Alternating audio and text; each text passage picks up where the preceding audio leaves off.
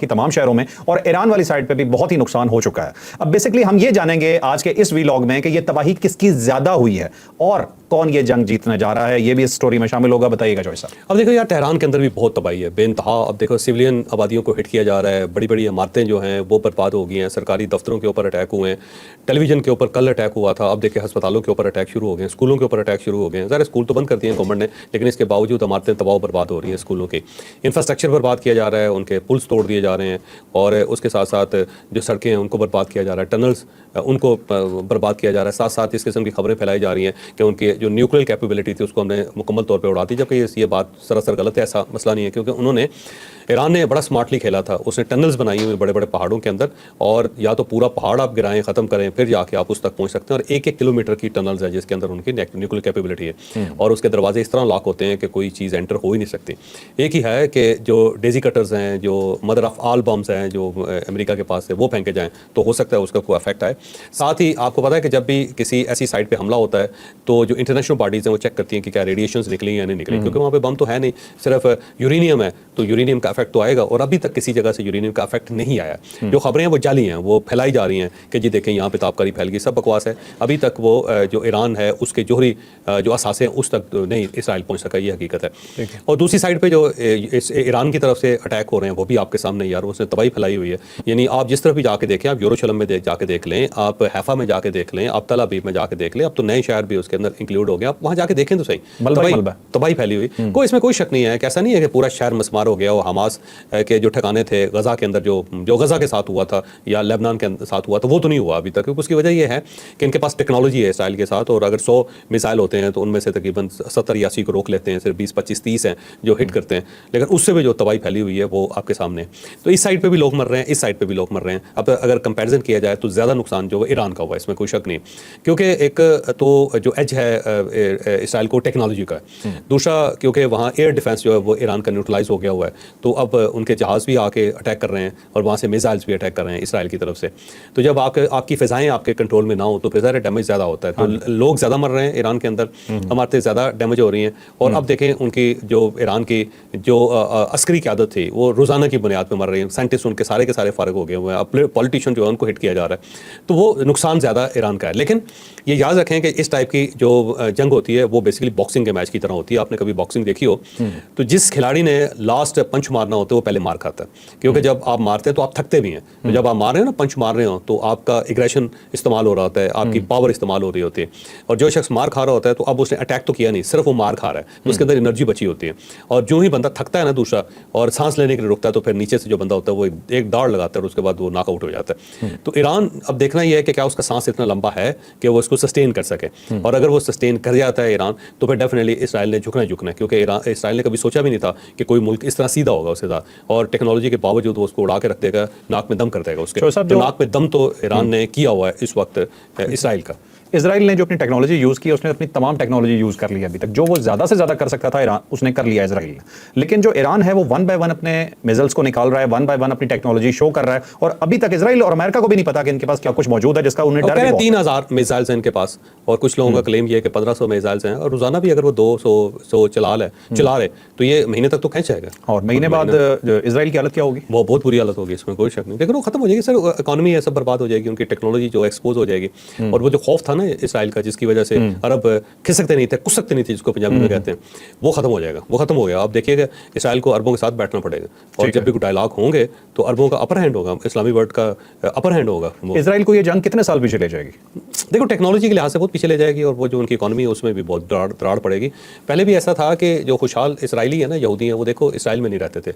आप देखो जो उनके बहुत ज़्यादा नोटेबल और बड़े हैं लोग, जो हाई फाइनेंशियली स्ट्रांग हैं, वो कहाँ पे होते हैं? अमेरिका के अंदर होते हैं, कनाडा के अंदर होते हैं, यूरोप के अंदर हैं, रशिया के अंदर हैं, सेंट्रल एशिया के अंदर हैं। बड़ी मज़ेदार आपको बात बताता हूँ, जापान की तरफ हैं उस साइड पे, यानी वो सेफ सोसाइटीज़ के अंदर रहते हैं, और वो इसराइल के अंदर नहीं रहे। को डुअल नेशनलिटी होती है ना हर आदमी की, इसराइल ने ये अलाउ किया हुआ है यहूदियों को कि आप एक पासपोर्ट इसराइल का भी रख लें और एक पासपोर्ट दूसरा भी रख लें, तो दोनों मुल्कों के शहरी होते हैं। तो हमेशा वो स्विंग करते रहते हैं, कभी इधर कभी उधर, लेकिन मैक्सिमम टाइम जो है वो एक सेफ सोसाइटी में रहते हैं। तो अब वो पहले से ही ज़ाहिर वहाँ पे इतनी आबादी इनकी नहीं थी, तो अब तो तबाही होगी, और जो बंदा मैटर करता है, जिसका जिसके पास सेकंड ऑप्शन है वो सेकंड ऑप्शन को अडॉप्ट कर रहा है, भाग रहा है। और ठीक भागे हुए लोग बहुत भागे हुए हैं इस वक्त आप देखें। और दूसरा, इसराइल इस वक्त दुनिया का वाहिद मुल्क है जिसने अपनी तमाम एम्बेसीज बंद की हुई हैं, और जहाँ जहाँ यहूदी हैं उन्होंने अपनी सिक्योरिटी ज़्यादा टाइट कर दी, वो बाहर नहीं निकल रहे क्योंकि उन्हें पता है कि किसी जगह भी ये जंग खत्म भी हो गई तो इजराइल कब तक बंद रख सकता है? ये बैकलैश तो पूरी दुनिया में आना ही आना है, बाद में भी आना। सेटल करना पड़ेगा बहरहाल इसराइल को ईरान के साथ। लेकिन अब ईरान ने ज़ाहिर उनके जर्नैल भी मारने हैं क्योंकि इस साइड पे पूरी उन्होंने क़यादत उड़ा दी। हाँ, बराबर तो कुछ ना कुछ करेगा, बराबर तो करेगा वो। ठीक है, तो इतनी आसानी से नहीं भूलेगा, और अगर भूल जाता है ईरान तो ये मेरा ख्याल है फिर इसके मरने का मुकाम है, क्योंकि अब तक इसराइल के सामने जिसने भी थोड़ी सी कमजोरी का इजहार किया है तो उसके साथ वही कुछ हुआ है जो इस वक्त जो दूसरे मुल्कों के साथ हुआ, जो गजा में गजा के अंदर किया गया, जो लेबनान के अंदर किया गया, जो सीरिया के अंदर किया गया, जो इजिप्ट के अंदर किया गया। वो अकेला तो कभी लड़ता ही नहीं है, पीछे तो अमेरिका मौजूद होता है, उसकी सपोर्ट से लड़ता है। ईरान तो अकेला लड़ रहा भी बैठा हुआ, और अगर ये सपोर्ट अमेरिका की ना हो तो इजराइल कितने दिन लड़ सकता? नहीं, फिर नहीं लड़ सकता। तो आबादी थोड़ी है, फौज थोड़ी है, रिसोर्सेज हैं, पैसा है, लेकिन सिर्फ पैसे से तो जंग नहीं लड़ी जा सकती। देखो इंडिया जो है ना, उसके पास फौज भी बड़ी थी, रिसोर्सेज भी बड़े थे, मुल्क भी बड़ा था, लेकिन पाकिस्तान के सामने एडजस्ट नहीं कर सका।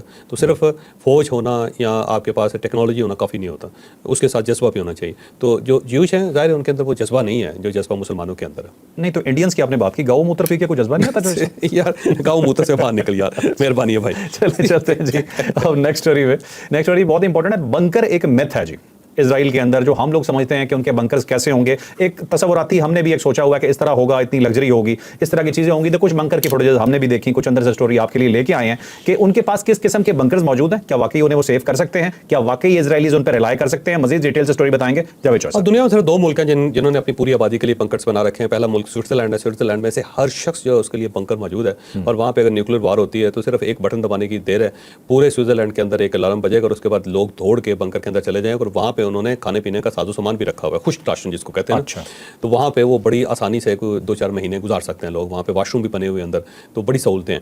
दूसरा मुल्क जो है ना इसराइल है, जिसने बंकर्स बनाए हुए हैं नेशनल लेवल पे, और लोगों से टैक्स जमा करके उन्होंने हर एक आदमी के लिए बंकर्स बनाए हुए हैं। लेकिन बंकर इस तरह नहीं है कि हर आदमी के लिए कोई अलग सेपरेट बेडरूम है और साथ अटैच बाथ है, इस टाइप के नहीं है। बंकर ये है कि 1 मीटर 2 मीटर कंक्रीट का एक स्ट्रक्चर है जिसमें आप सीढ़ियों से नीचे उतर जाते हैं और वहाँ पे आप छुप जाते हैं। लोहे का दरवाज़ा है उसके सामने, ताकि अगर बाहर से कोई अटैक करे तो वो महफूज रहें। और अंदर जो है वो 10 बाई 12 का या 15 बाई 12 का या 20 बाई 30 का कमरा है, और उस कमरे की दीवारें जो है सेफ हैं, छत भी सेफ है, और उसके अंदर 60 70 लोग इकट्ठे रहते हैं। और कुछ ऐसे हैं जिनके अंदर वाशरूम्स हैं, कुछ के वाशरूम्स नहीं हैं, और उसमें वो जो कुदरती आफात ही होती हैं, ज़रूरियात हैं, उनके लिए इंसान को बाहर निकलना पड़ता है। ठीक है। कुछ वहाँ पे जो अमीर लोग हैं जो अफोर्ड कर सकते थे, उन्होंने अपने बंकर बनाए हुए हैं, गवर्नमेंट के बंकर्स के ऊपर रिलाई नहीं किया। उसके अंदर कुछ सहूलतें हैं, उन्होंने अपने घरों के अंदर ही बनाए हैं और खुफिया जगहों पर भी बनाए हैं, बाहर ओपन में। कुछ लोगों के फार्म हाउसेज हैं वहाँ पे, तो फार्म हाउसेज के अंदर बनाए हुए हैं, फौरी तौर पे वहाँ पे वो चले जाते हैं, अभी भी गए हुए हैं। तो वो जो बंकर्स हैं वो ज़रा लग्जरी बंकर हैं, जिसके अंदर हवा का भी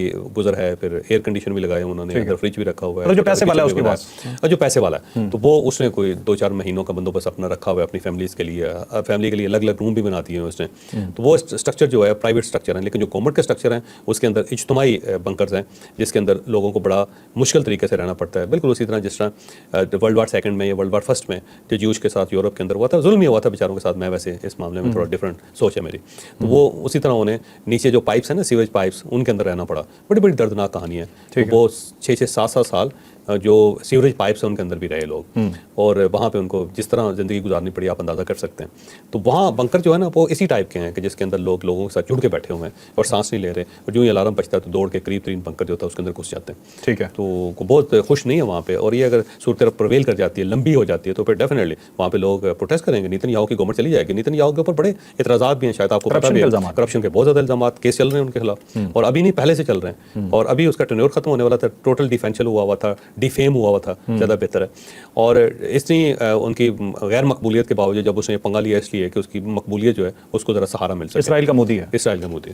ठीक है, ठीक है। अच्छा सर, इस जंग का नतीजा आपको क्या नजर आ रहा है, जरा मोटा मोटा ये तो अब देखिए, होनी सुलह ही है, होनी सुलह ही है। अब इस सुलह के दरमियान ज़ाहिर है जो ईरान है वो कभी भी अपने न्यूक्लियर प्रोग्राम को रोल बैक नहीं करेगा। उसे पता है मेरी बका है इसके अंदर। वो यही करेगा कि जी जो अफसूदगी है उसकी यूरेनियम की उसको मजीद कम कर देगा, उसे और निचले लेवल पे ले आएगा। लेकिन ये नहीं है कि वो अपना प्लांट टोटल बंद कर दे। उसने अपनी कुर्बानियाँ दी हैं इसके लिए, और शाह ईरान के दौर से लगा हुआ है ईरान इसके लिए। तो मेरा नहीं ख्याल कि वो इस टाइप का कोई एक्ट करेगा कि टोटल रोल बैक कर देगा। रोल बैक कर दिया तो फिर ये पासदारान भी गोल हो जाएंगे और आयतुल्ला साहब भी गोल हो जाएंगे, क्योंकि फिर ये वहाँ पर रजीम चेंज हो गए। अभी अगर उनको खौफ है तो इसलिए इसी वजह से खौफ है। तो डिफेंस है ना जी उनका, जैसे कि हमारा न्यूक्लियर प्रोग्राम जो हम वो डिफेंस है हमारा, हम भी कभी उसके ऊपर कंप्रोमाइज कॉम्प्रोमाइज़ नहीं करेंगे। अगर करेंगे तो इंडिया में खा जाएगा। सेम इसी तरह अगर ईरान करेगा तो इसराइल खा जाएगा उसको, वो उससे रोल बैक नहीं करेंगे। अलबत्ता ये है कि डैमेज करके इसराइल को और उनको टेबल पे ले आएंगे। जब टेबल पे ले आएंगे तो नेतन्याहू और आयतुल्लाह या नेतन्याहू ये प्रेसिडेंट है इनका आमने सामने बैठेंगे और मामलात को सेटल करेंगे। हो सकता है इस मरतबा अरब दुनिया या मुसलमान मुल्क भी इकट्ठे बैठे। अच्छा चौधरी साहब, एक चीज़ मुझे बताइएगा, मैंने एक बड़ी डिफरेंस देखी पाकिस्तान और इंडिया की जब जंग हो रही थी, यहाँ पे सारी अवाम बाहर निकल के देख रही होती थी कि क्या हो रहा है, ड्रोन्स को देख रहे होते थे, फाइट्स बाकी को मिसाइल इंटरसेप्ट हो रहे हैं उन्हें देख रहे होते थे।